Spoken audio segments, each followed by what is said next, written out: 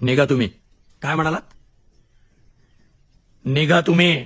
तुमच्याच सख्या भाच्याचा राज्याभिषेक करायचा आहे, त्यामुळे संभाजी नावाची अडचण.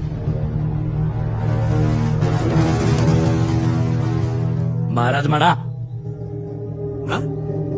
संभाजी महाराज असं म्हणा. हे बघा, तुम्ही ज्यांना महाराज म्हणताय त्यांना पकडण्याचं राजफरमान मी घेऊन आलोय.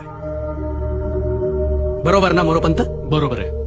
आणि तुम्ही जर तसं केलं नाहीत तर तुम्हाला पकडण्याचं दुसरं राजफरमान माझ्याकडे आहे. राजफरमान आहे ते.